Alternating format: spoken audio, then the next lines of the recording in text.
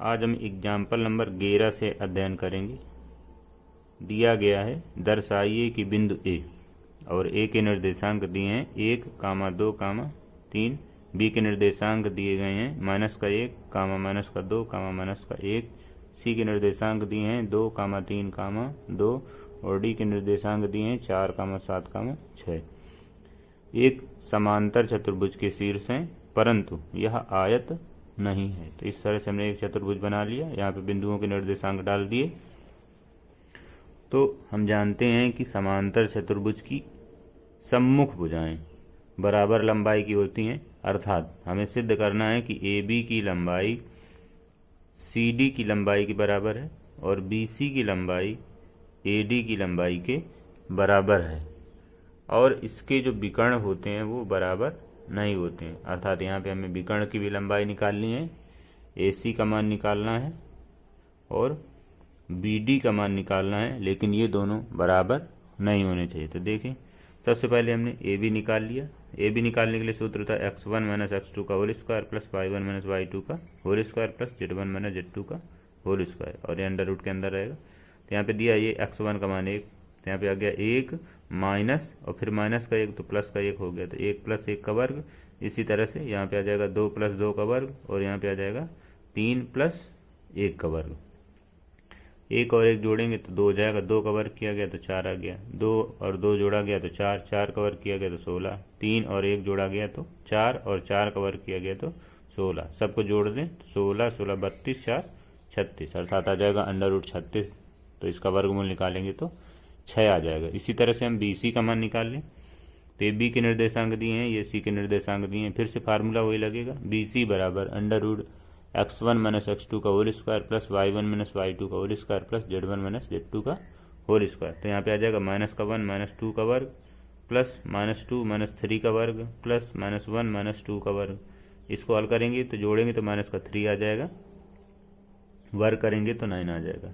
इसी तरह से इस पर जोड़ेंगे तो 5 आ जाएगा और 5 का वर्ग करेंगे तो 25 हो जाएगा। यहाँ पे जोड़ेंगे तो -9 आ जाएगा, -3 आ जाएगा और वर्ग करेंगे तो यहाँ पे आ जाएगा 9 आ जाएगा। सबको जोड़ लेंगे तो आ जाएगा √43। इसके बाद हम सी डी का मान निकालें। तो सी डी के निर्देशांक दिए गए हैं, तो सी डी का मान निकालेंगे तो सूत्र वही लगेगा, √x1 - x2 का whole square plus y1 - y2 का होल स्क्वायर z1 - z2 का होल स्क्वायर। तो सी डी का मान आ जाएगा 2 - 4 का वर्ग प्लस 3 - 7 का वर्ग प्लस 2 - 6 का वर्ग। तो इसको हल करेंगे तो यहाँ पे -2 बचेगा और उसका वर्ग करेंगे तो 4 आ जाएगा। इसको हल करेंगे तो -4 आ जाएगा, वर्ग करेंगे तो 16 आ जाएगा। इसको हल करेंगे तो -4 आ जाएगा, वर्ग करेंगे तो 16 हो जाएगा। सबको हल करेंगे तो 36 हो जाएगा अंडर रूट के अंदर, और 36 का वर्गमूल निकालेंगे तो 6 आ जाएगा।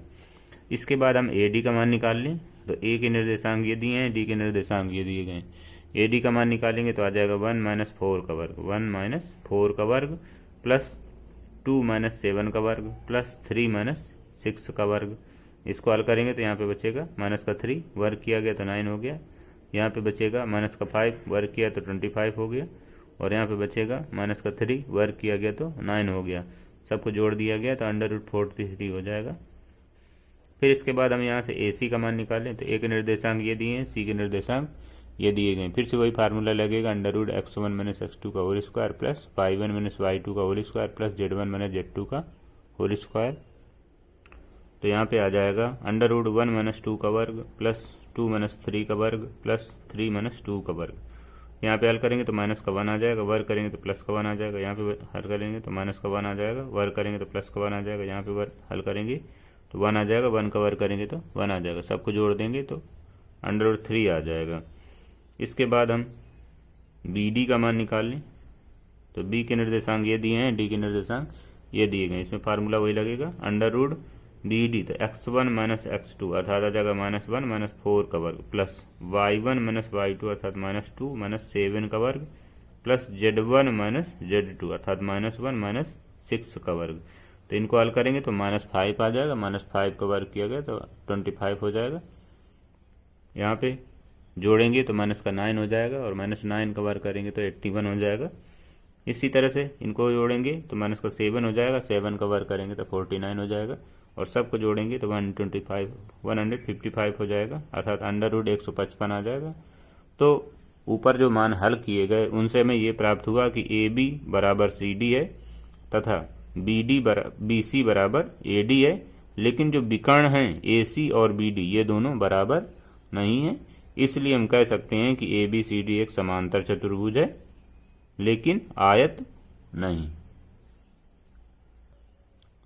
इसके बाद एग्जाम्पल नंबर 12 दिया गया है, बिंदु P से बने समुच्चय का समीकरण ज्ञात कीजिए जो इस प्रकार चलता है कि उसकी बिंदुओं A 3, 4, -5 व B -2, 1, 4 से दूरी समान है, अर्थात बिंदु P से A की दूरी यानी कि PA और बिंदु P से B की दूरी यानी कि PB दोनों दूरियां क्या हैं, बराबर हैं, अर्थात बिंदु P इस प्रकार चलता है। तो माना बिंदु P के निर्देशांक x, y, z हैं, तो इसलिए PA बराबर PB। तो P के निर्देशांक ये हैं, A के निर्देशांक ये हैं, तो PA का मान निकालने के लिए सूत्र लगेगा √x1 - x2 अर्थात x -3 का वर्ग प्लस y -4 का वर्ग प्लस z -5 का वर्ग, तो प्लस का 5 हो जाएगा, अर्थात यहाँ पे आएगा z + 5 का वर्ग। तो ये दिया गया है। और फिर इसके बाद हम PB का मान निकालेंगे तो आ जाएगा x -2 का वर्ग, तो यहाँ पे हो जाएगा x + 2 का वर्ग प्लस y -1 का वर्ग प्लस z -4 का वर्ग, ये इतना आ जाएगा।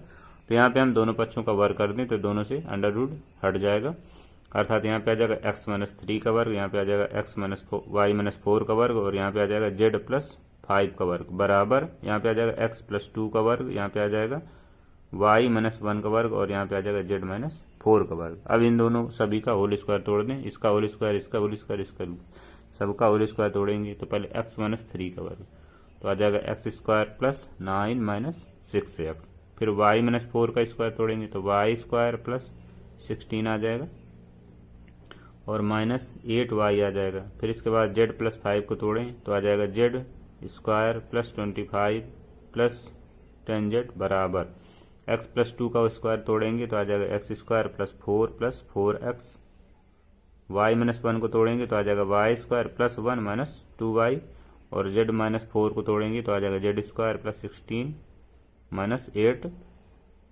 8z।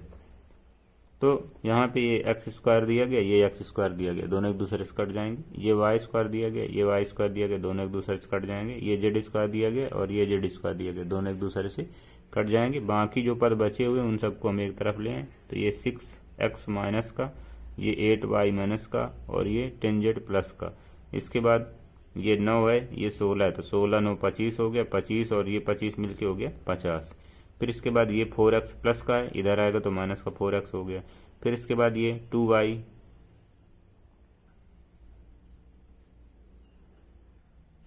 फिर इसके बाद ये 2y माइनस के इधर आएगी तो प्लस की 2y हो जाएगा, तो यहाँ पे 2 आएगा 2y। और फिर इसके बाद ये 8z माइनस का दिया गया, इधर आएगा तो प्लस का 8z हो गया और ये 16 दिया गया है, ये 4 दिया गया तो 16 4 20 और ये 1 दिया गया तो 21 हो गया प्लस का, और इधर पक्षांतर किया तो माइनस का 21 हो जाएगा। यहाँ पे 6 और 4 को हल करेंगे तो 6 4 10 आ जाएगा माइनस का। और फिर इसके बाद ये 8 दिया गया है और ये 2 दिया गया है प्लस का, तो 8 में 2 चले गए तो माइनस का 6 बचा यहाँ पे। और ये 10z दिया गया, ये 8z है तो यहाँ पे 18z आ जाएगा। और ये 50 दिया गया, ये माइनस का 21 दिया गया तो 29 बचेगा बराबर 0 आ जाएगा। इन सबसे माइनस इन कॉमन ले लें तो आ जाएगा यहाँ पे 10x आ जाएगा, यहाँ पे 6y हो जाएगा और यहाँ पे माइनस का 8z आ जाएगा, माइनस का 29 बराबर 0, जो बिंदु P से बने समुच्चय का समीकरण है। इसके बाद एग्जाम्पल नंबर 13 दिया गया है, एक त्रिभुज ABC का केंद्रक 1, 1 है। एक त्रिभुज ABC का केंद्रक 1, 1 है। यदि A और B के निर्देशांक क्रमशः 3, -5, 7 व -1, 7, -6 है तो C के निर्देशांक ज्ञात कीजिए। बिंदु C के निर्देशांक ज्ञात कीजिए। तो त्रिभुज ABC में A के निर्देशांक 3, -5, बी के निर्देशांक -1, 7, -6 और मान लिया कि माना बिंदु सी के निर्देशांक x3, y3, z3 हैं और केंद्रक जी के निर्देशांक दिए हैं 1, 1, 1 और केंद्रक के निर्देशांक ज्ञात करने के लिए फार्मूला लिखाया था x बराबर x1 + x2 + x3/3। तो यहाँ पे मान रख दें, x का मान रखेंगे 1, x1 का मान 3, x2 का मान -1 और प्लस का x3/3। इसको हम इधर पक्षांतर करेंगे तो 3 आ जाएगा, अर्थात आ जाएगा 3 बराबर 2 + x2। तो 2 को इधर पक्षांतर करेंगे तो यहाँ से x3 का मान आ जाएगा, तो x3 बराबर आ गया 1। इसी तरह से हम y बराबर y1 + y2 + y3/3 हल करेंगे तो यहाँ से y3 का मान आ जाएगा 1। इसी तरह से z बराबर z1 + z2 + z3/3 रखेंगे तो z की जगह पे 1 रखेंगे केंद्रक का निर्देशांक, और z1 a के लिए 7 और z2 b का मान, तो b का मान यहाँ पे -6 दिया गया तो -6 हो गया, प्लस z3/3। 3 इधर पक्षांतर करेंगे तो यहाँ पे आ जाएगा 3 और इसको हल किया गया तो यहाँ पे बचेगा 1, यानी कि 3 = 1 + z3। 1 को इधर पक्षांतर करेंगे तो आ जाएगा z3 बराबर 2, अर्थात बिंदु सी के निर्देशांक आ जाएंगे 1, 1, 2। विविध प्रश्नावली दी गई है। करा एक समांतर चतुर्भुज के 3 शीर्ष, एक के निर्देशांक दिए हैं 3, -1, 2, बी के निर्देशांक दिए हैं 1, 2, -4, सी के निर्देशांक दिए हैं -1, 1, 2। तो चौथे शीर्ष डी के निर्देशांक ज्ञात कीजिए। तो चौथे शीर्ष के निर्देशांक हमने मान लिए कि माना चौथे शीर्ष के निर्देशांक x, y, z है और हम लोग जानते हैं कि समांतर चतुर्भुज के विकर्ण एक दूसरे को समद्विभाजित करते हैं। समांतर चतुर्भुज के विकर्ण एक दूसरे को समद्विभाजित करते हैं, अर्थात विकर्ण AC का जो मध्य बिंदु होगा वही विकर्ण BC का मध्य बिंदु होगा। इसलिए हम यहाँ पे लिख सकते हैं कि विकर्ण AC का मध्य बिंदु बराबर विकर्ण BD का मध्य बिंदु। तो इस तरह से हमने चतुर्भुज बना लिया है। यहाँ पे A के निर्देशांक, ये B के निर्देशांक, ये C के निर्देशांक और ये D के निर्देशांक। सबसे पहले निकाल लें विकर्ण AC का मध्य बिंदु। किसी भी रेखा खंड के मध्य बिंदु ज्ञात करने के लिए फार्मूला होता है x1 + x2/2, अर्थात AC का मध्य बिंदु आ जाएगा x1 यानी कि 3 - 1/2। y का निर्देशांक हो जाएगा -1 + 1/2। z का निर्देशांक हो जाएगा 2 + 2/2 बराबर BD का मध्य बिंदु हो जाएगा x + 1/2। y का निर्देशांक हो जाएगा y + 2/2 और z -4/2। अब ये दोनों बिंदुओं के निर्देशांक बराबर निकलेंगे, इसलिए हम लिख सकते हैं कि 3 - 1/2 बराबर x + 1/2। इसलिए ये आ जाएगा। इनको हल कर लेंगे, ये 2 से 2 कट जाएगा, इसको हल कर लेंगे तो 2 बचेगा, इधर आ जाएगा x + 1 यानी कि x + 1 बराबर 2। तो इसको हम हल कर लें तो यहाँ से आ जाएगा x बराबर 1 आ जाएगा। इसी तरह से दूसरे वाले पद को बराबर करें तो -1 + 1/2 बराबर y + 2/2। तो यहाँ पे 2 से 2 कटेगा, इससे ये कट जाएगा तो 0 आ जाएगा, यानी कि आ जाएगा 0 बराबर y + 2। तो यहाँ से y का मान निकाल लें तो y बराबर आ जाएगा -2। इसी तरह से तीसरा मान 2 + 2/2 बराबर z -4/2। तो यहाँ पे 2 से 2 कटेगा, ये दोनों जुड़ जाएंगे तो आ जाएगा 4 और इस 4 को इधर पक्षांतर कर लें तो आ जाएगा z बराबर 8। इसलिए बिंदु D के निर्देशांक निकलेंगे 1, -2, 8। इसके बाद प्रश्न नंबर 2 दिया गया है। एक त्रिभुज ABC के शीर्षों के निर्देशांक A के निर्देशांक दिए हैं 0, 0, 6, B के निर्देशांक दिए हैं 0, 4, 0 तथा C के निर्देशांक दिए हैं 6, 0, 0 दिए गए हैं। त्रिभुज की माध्यिकाओं की लंबाइयाँ ज्ञात कीजिए। तो त्रिभुज की लंबाइयाँ, किसी भी त्रिभुज